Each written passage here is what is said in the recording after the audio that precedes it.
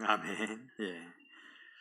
어떻게 어제도 우리 영상으로 성탄 전예제 잘 참여하시고 보셨습니까? 예, 우리 곁에 계신 분들과 함께 한번 인사했으면 좋겠습니다. 메리 크리스마스. 메리 크리스마스. 예, 감사합니다. 성탄절은 좀 특별한 날이죠. 그래서 참 좋은 것 같습니다. 세상 사람들은 선물을 이야기하는데 제가 이렇게 앉아서 보니 정말 오래간만에 오시는 분들도 계시고 성탄절이기 때문에 또 오셔서 함께 예배하고 싶다 하시는 분도 이렇게 만나 뵈니까 바로 여러분 모두가 다 특별한 선물인 것 같습니다. 특별한 날이라 특별한 선물처럼 이렇게 함께 할 수 있는 것이 얼마나 좋은가 이런 생각도 해봅니다.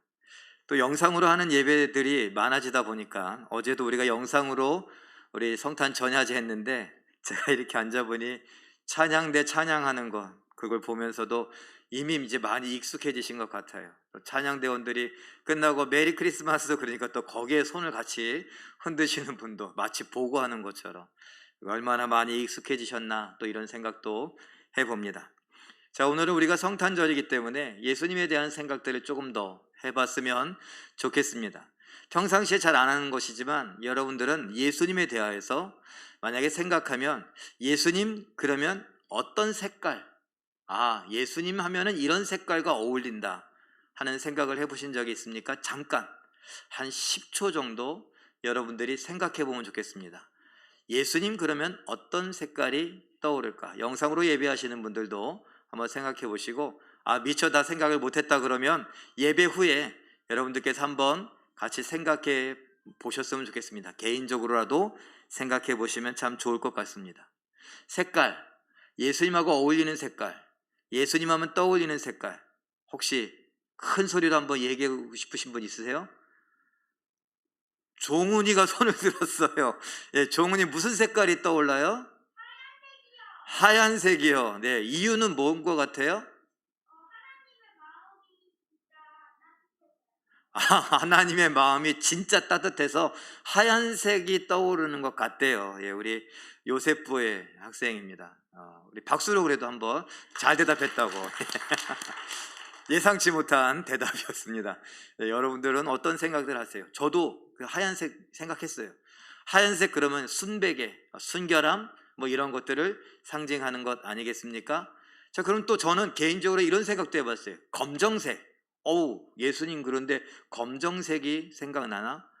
왜 그러냐면 우리 세상의 죄, 특별히 나의 죄를 다 뒤집어 쓰셔갖고 검정 흙탕물이 튄 것처럼 그것이 한 방울 두 방울이면 괜찮은데 저에게서도 많이 튀었을 것이고 사람들에게서 많이 튀어서 정말 시커멓게 되지 않았을까?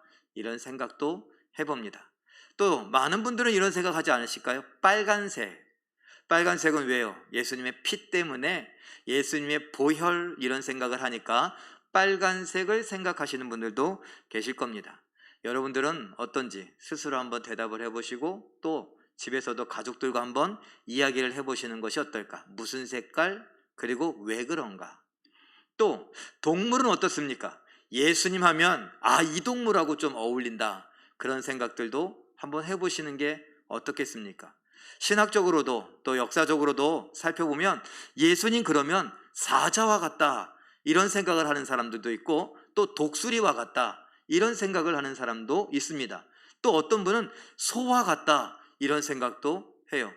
그래서 제가 책을 찾아보니 왜 그렇게 생각하는가 그랬더니 누가복음은 예수님을 소와 같이 생각한다. 왜? 세상의 짐, 우리의 짐을 예수님께서 그 무거운 인생의 짐을 다 짊어지고 가는 것처럼 보이니까 소와 같다. 그래서 누가는 꼭 그렇게 그래 우리에게 보여주는 것 같다 그래요.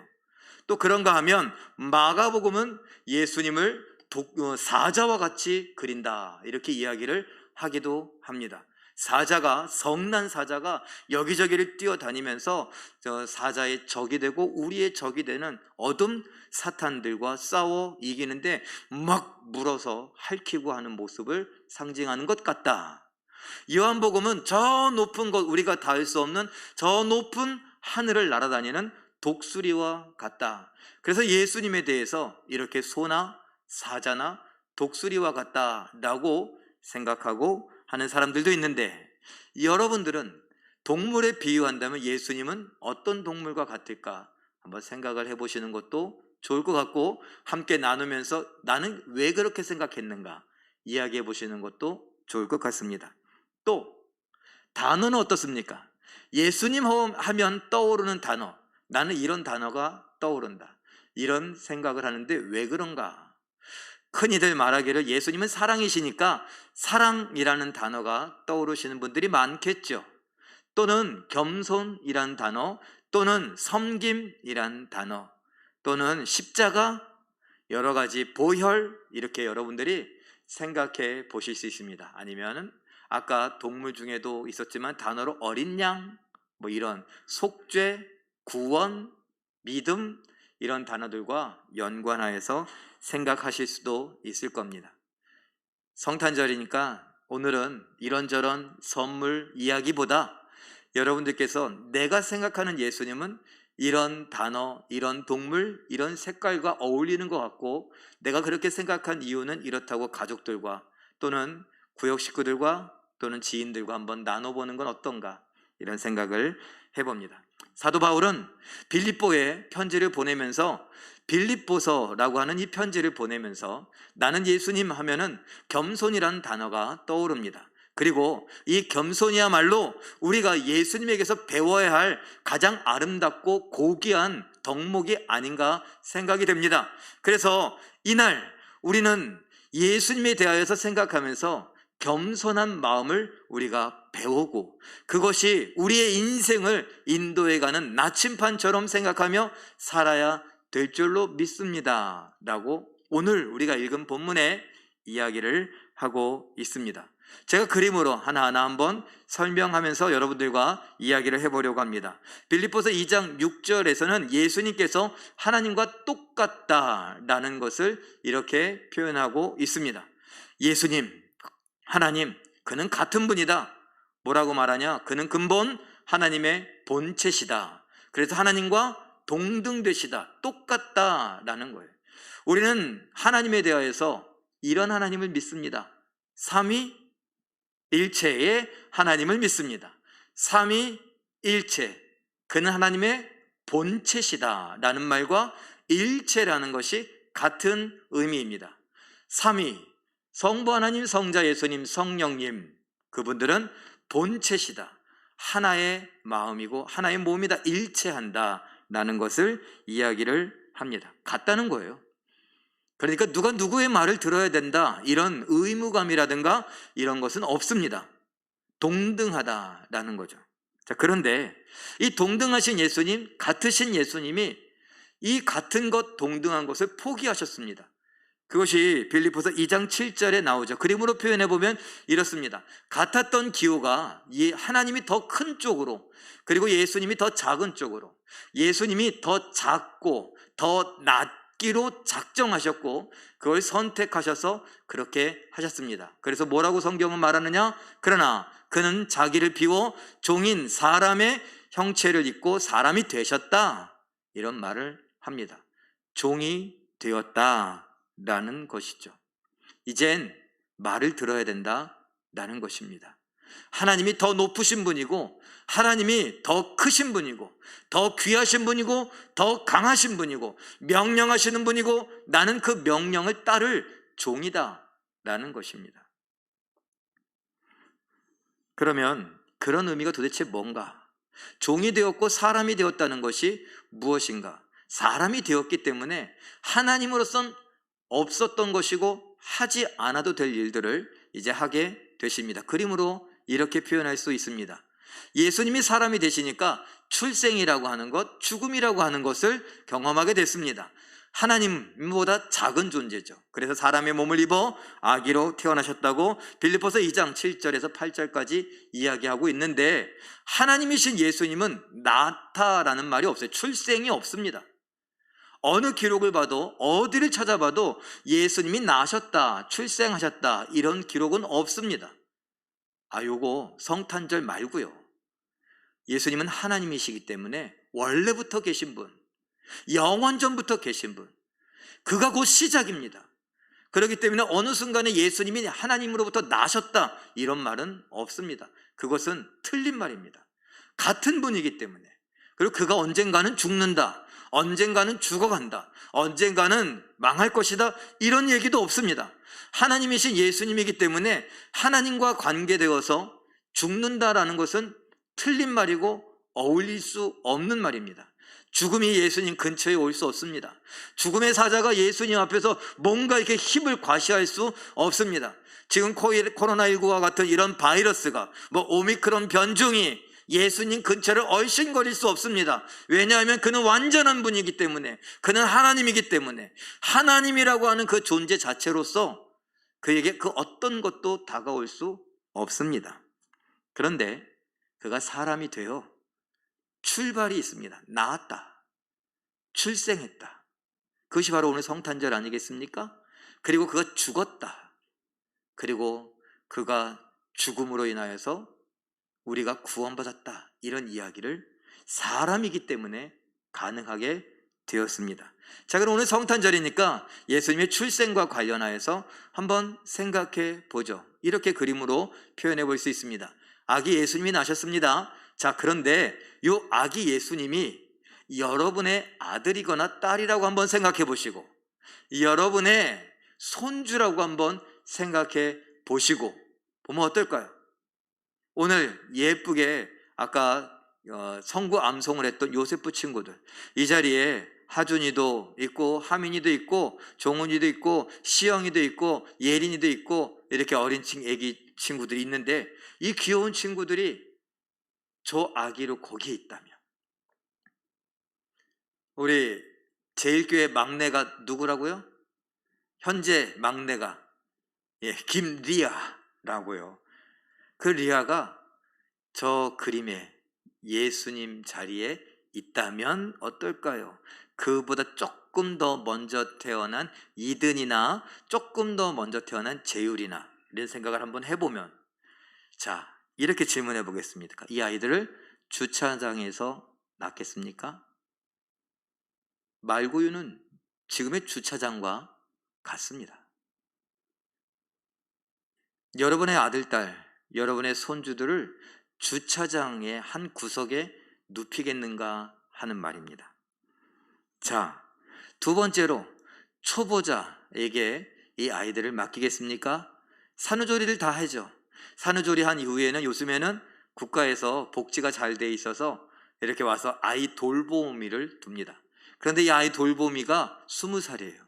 이제 막 졸업하고 온 아이가, 아이를 낳아본지도 않는 이 아이가 와서 아이를 돌봐주겠다고 합니다. 그런데 이 아이를 돌봐주겠다고 왔는데 한 번도 안아본 적이 없어요. 그래서 목이 막 꺾이고 이렇게 들쳐없는데 애가 막 하고 울어요. 우유를 먹여본 적이 없어요. 그렇다면 여러분 어떻게 하시겠습니까? 지금 장난하는 거냐고, 당장 우리 집에서 가라고. 그리고서 그 사람을 소개시켜준 업체에다가 아니면은 기관에다가 항의 전화를 하지 않겠습니까? 그런데 예수님은요, 아이를 낳아본 적도, 아니 결혼도 안 한, 우리가 흔히 말하는 동정녀의 손에 맡겨졌습니다. 마리아는 아이를 안아본 적이 있을까요? 마리아는 아이에게 어떻게 젖을 물리는지 알았을까요? 도대체 누가 그것을 가르쳐 줬을까요? 정말 여러분들이 아는 대로 편안하게 잘 안을까요? 이제 막 여러분들의 며느리나 딸이 이제 아이를 낳아갖고 그 아이를 안는데 아이고 그렇게 안으면 안 되지, 너무나 서툴러서 어머니들이 안는 법을 가르쳐 줬던 옛날의 모습. 지금이야 산부인과에서 선생님들이, 의사들이 아이를 어떻게 안는 것이 엄마에게 더 편하고 아이에게 더 편한지 하나하나 다 가르쳐 주는데, 마리아는 도대체 누구에게 그런 것을 배웠겠느냐라는 겁니다. 너무나 생짜, 초짜, 초보자에게 예수님을 맡기셨습니다. 세 번째로, 가난한 집. 여러분은 이 아이를 누군가에게 보낸다면 가난한 집에서 자라기를 원하십니까? 조금 더 좋은 곳에서 자라기를 원하지 않으시겠습니까? 또 네 번째로, 정부 블랙리스트에 있기를 원하십니까? 여러분들이 아이를 지키려면 누군가에게 쫓기는 사람, 도망자에게 아이를 맡기겠습니까? 마지막으로 서열 1위에서 서열 꼴찌로 내리겠습니까? 우리는 우리 아이들이 1등 하기를 바라해서 공부를 가르치기도 합니다. 그런데 1등 하는 아이에게 꼴찌 하라고, 다른 아이들이 좀 1등도 하고 2등도 하고 3등도 할 수 있도록 양보하라고 그렇게 할 수 있겠습니까? 여러분, 예수님은 그러셨습니다. 자기의 몸을 주차장에서 태어나게 하셨습니다. 주차장 어느 한 구석에 눕히셨습니다. 자기의 몸을 한 번도 아이를 안아보지 않은 초보자의 손에 맡기셨습니다. 그리고 가난한 집에서 자라게 하셨고, 그리고 블랙리스트에 그것도 정부의 블랙리스트에 올라서 왕의 군대에 쫓기는 신세가 되도록 하셨습니다. 우주의 서열 1위셨던 예수님, 그 앞에 누구도 함부로 말을 하거나 함부로 대할 수 없었던 그런 존재이신 예수님께서 서열 꼴찌처럼 아기의 몸이 되어서 이 세상에서 엄마의 젖을 물고 응어리를 하며 울어야 되는 그런 존재가 되셨고, 자라서는 아무도 하지 않으려고 하는 제자들의 발을 씻어 주실 만큼 그렇게 낮은 존재가 되셨습니다. 자, 이런 것을 다시 한번 그림으로 한번 표현해 봤습니다. 예수님이 나셨는데 이렇게 동방박사, 그 다음에 목자들, 말구 위에 누이신 예수님에 대하여서 이렇게 그림을 그립니다. 그래서 여기 강대상에 이렇게 장식하는 교회들도 있고, 또 아이들은 또 선생님이나 전도사님들이 프린트해줘서 색칠을 칠하기도 하죠. 참 예쁘다, 참 귀엽다, 참 아름답다, 이런 말을 하는데, 아까 말씀드린 대로 저 송아지, 강아지, 양, 사람들에게 둘려있는 저 지푸라기 위에 누워져 있는 아기가 우리 집 아이, 아들, 딸 또는 손주라면 저 그림이 아름답게 보여지겠습니까? 저 그림이 예쁘다라고 생각되어지겠습니까? 일부러 이런 아름다운 그림, 이런 예쁜 그림을 만들어내기 위해 여러분들의 자녀나 여러분들의 손주들을 저 지푸라기 위에 놓으실 분이 과연 있으실까요?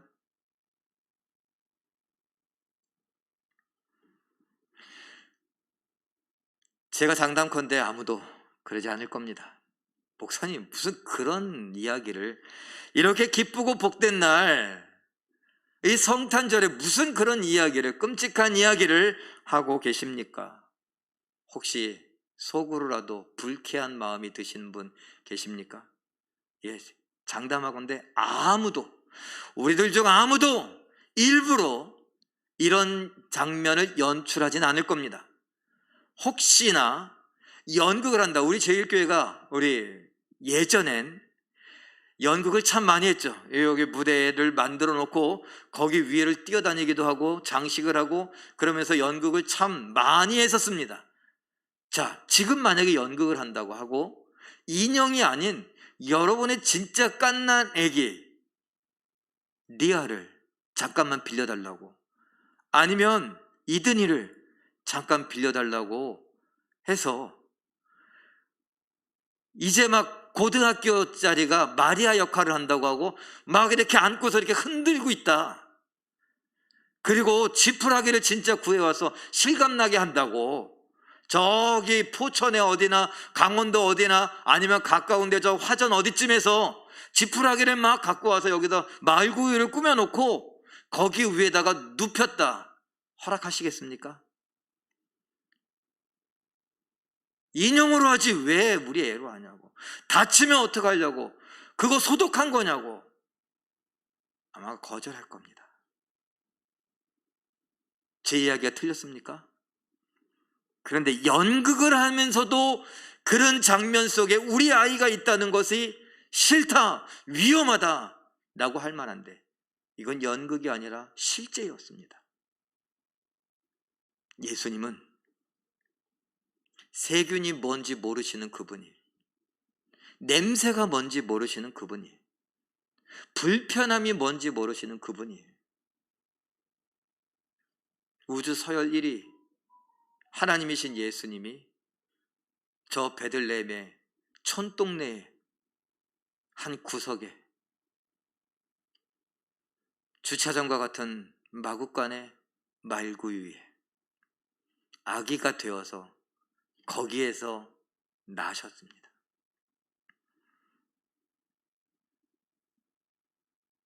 이것이 예수님입니다. 그리고 그것이 성탄절입니다. 우리가 너무나 즐거워하는 이 성탄절, 그 아기의 그림을 조금만 바꾸면 너무나 끔찍한데, 너무나 하기 싫은데, 그것이 바로 예수님이 선택한 성탄절입니다. 그리고 예수님은 사람이 되어서 어떻게 되느냐? 그림으로 마지막 하나 더 볼까요? 예, 사람이 되신 예수님이 죽습니다. 자기를 낮춰 십자가에 달려 죽기까지 뭐 했다고요? 복종하셨다라고 말합니다. 자, 죽기까지 복종하셨다라는 말에서 우리는 힌트를 얻어야 됩니다. 이 땅에 태어나신 그 순간도 복종이었던 것입니다.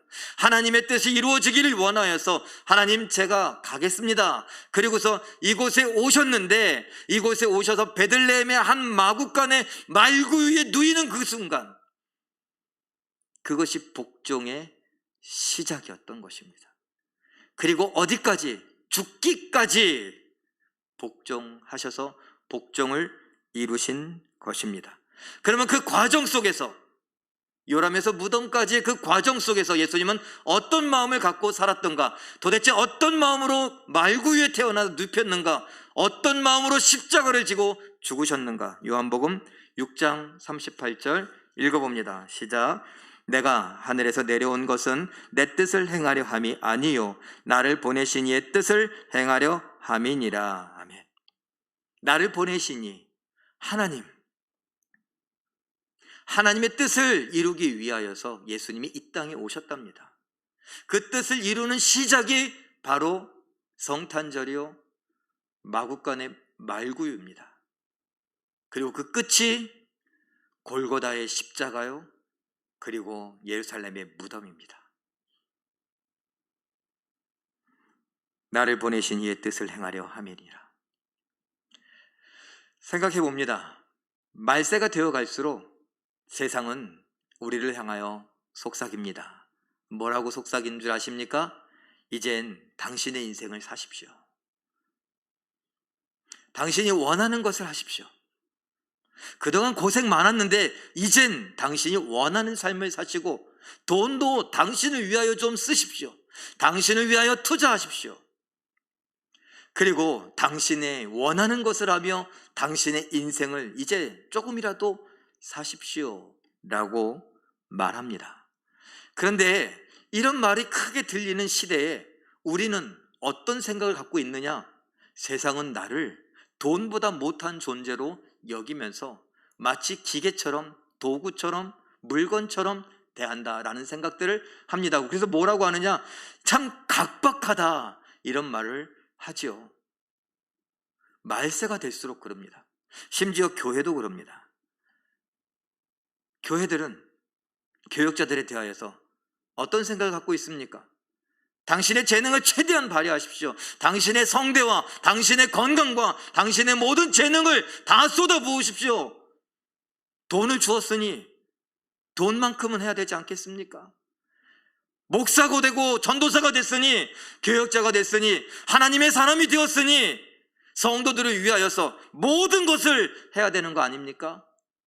그러다 아프면, 그러다 나이 들면, 그러다 재능을 잃어버리면, 그러다 열정을 잃어버리면 당신은 우리 교회와 맞지 않으니 그만두십시오. 그래서 교육자들이 하는 이야기가 있습니다. 뭐냐고요? 교회가 교육자들을 소모품처럼 쓰는 경향이 없지 않아 있다. 제가 부드럽게 얘기한 거죠. 신학교를 다니는 전도사들은 노골적으로 얘기합니다. 교회는 교육자들을 소모품으로 여긴다고. 그 교회는 누굽니까? 바로 우리들입니다. 담임 목사 하나가 교역자들을 소모품으로 여기는 것이 아니라 온 성도가 교역자를 소모품으로 여기기도 한다라는 것입니다. 그러면 회사는 안 그럴까요? 교회도 그러는데 회사는 안 그럴까요? 더하죠. 사람 위에 돈 없다고요? 천만에요. 세상에선 사람 위에 돈이 있습니다. 돈이 사람보다 더 귀합니다. 심지어는 이렇게 말합니다. 당신의 몸값보다 이 돈이 더 비싸다고, 더 귀하다고. 그런데 뭐요? 이제 당신의 인생을 살라고요? 당신에게 돈을 좀 쓰라고요? 당신이 하고 싶은 일을 좀 하라고요? 그 두 가지 다 말세가 될수록 더 외치는 구호인데, 이 두 가지 다 하나님의 뜻과는 빗나가는 것입니다. 하나님은 사람을 귀히 여기는데 사람을 물건 취급해 버립니다. 하나님은 우리가 하나님의 뜻을 따라 살기를 원하는데, 세상은 이제 내 인생을 살라고, 좀 쉬라고, 좀 여행도 다니고 먹고 싶은 것도 먹고 그러면서 살라고 말합니다. 그러나 예수님은 분명히 말씀하십니다. 히브리서 10장 7절 말씀 읽어보죠. 시작. 이에 내가 말하기를 하나님이여 보시옵소서, 두루마리 책에 나를 가리켜 기록된 것과 같이 하나님의 뜻을 행하러 왔나이다 하셨느니라. 성경에 기록된 것과 같이 하나님이 나를 대하여 말씀하신 그 모든 것을 행하기 위하여 왔습니다. 그런데 시편 40편 8절 아래 읽어볼까요? 시작. 나의 하나님이여 내가 주의 뜻 행하기를 즐기오니. 뭐 한다고요? 즐긴대요. 즐거워한대요. 왜 그럴까요? 내 인생이 아니라 하나님의 인생을 살아가면서 왜 예수님은 하나님의 인생 살아가는 것이 왜 즐겁다고 할까요? 내 뜻이 이루어지기를 원하는 것이 아니라 나를 보내신 아버지 하나님의 뜻이 이루어지기를 바라면서 살면서, 하나님은 지금 저 하늘의 왕궁에 계시는데 나는 이 누추한 시골의 주차장에 한 구석쟁이 말구 위에 누워져 있는데 왜 즐겁습니까? 하나님은 왕궁에서 천사들의 오유를 받으며 편안하게 계시는데 나는 지금 골고다의 언덕에서 십자가에 못 박혀 그 고통 속에 신음하고 아파하고 죽음을 맛보고 있는데 뭐가 즐겁습니까? 사랑하기 때문입니다. 사랑이 너무 커서. 아까 뭐라고요? 예수님은 하나님이시다. 우리가 흔히 말하죠. 부부는 뭐라고요? 일심동체라고요. 왜 그렇게 말합니까? 너무 사랑하니까. 그런데 요즘에 너무 사랑하는 그 부부들도 사랑하지 못하고 미워하고 원수처럼 지내기도 하는데, 하나님은요, 예수님과 완전히 같은 분으로 일심동체입니다. 그것을 뭐라고요? 본체라고요. 동등하다, 같다, 일체다. 사랑으로 일체가 되고 사랑으로 본체가 되셨습니다. 그 사랑이 너무 커서 내가 말구 위에 누워도, 내가 십자가에 못 박혀도 즐겁게 순종할 수 있었던 것입니다. 요람에서 무덤까지, 말구 위에서 십자가까지 복종하시는 예수님의 마음이 하나님을 향한 즐거움이었습니다. 사랑이었습니다. 그래서 이 사실을 알고 있는 사도 바울, 예수님으로부터 그 마음을 직접 알게 된 이 사도 바울은 감옥 안에서 빌립보서를 쓰면서 우리 성도들에게 말합니다. 이 예수님의 이 겸손한 마음, 그것을 가지십시오. 우리 빌립보서 2장 5절 말씀 읽어봅니다. 시작. 너희 안에 이 마음을 품으라. 곧 그리스도 예수의 겸손한 마음이라. 겸손한 마음, 빌립보서 2장 3절 4절 읽어보죠. 시작. 겸손한 마음으로 각각 자기보다 남을 낮게 여기고 또한 각각 다른 사람들의 일을 돌보라. 자기보다 남을 높여주는 것, 이것이 겸손입니다. 예수님이 어떻게 했습니까? 하나님과 똑같았는데 하나님을 높이고 자기가 낮아졌습니다. 하나님을 높이고 자기는 내려갔습니다. 그것이 겸손한 마음입니다.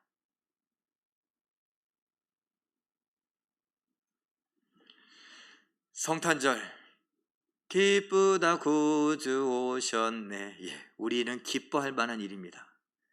그러나 다시 생각해 보면 예수님은 너무나 끔찍한 일입니다. 여러분, 우리는 이 성탄절 예수님의 겸손에 대하여서 한번 생각해 봐야 합니다. 예수님은 십자가를 지기 전 감람산에서 기도하십니다. 아버지여, 아버지여, 할만하시거든 이 잔이 내게서 지나가기를 원하나이다. 제가 여러분에게 이렇게 부드럽게 이야기했다고 해서 예수님이 이렇게 기도할 거라고 생각하십니까? 누가복음에서는 이렇게 말합니다. 그의 땀이 핏방울이 되어 땅에 떨어졌다. 얼마나 간절하게, 얼마나 힘을 다해 기도하면 이 모세혈관들이 터져 핏방울이 될까요? 여러분, 피를 흘리며 기도해 보신 적 있습니까? 예수님은 피를 흘리며 기도하십니다. 뭐 하려고요? 죽고 싶지 않다고요.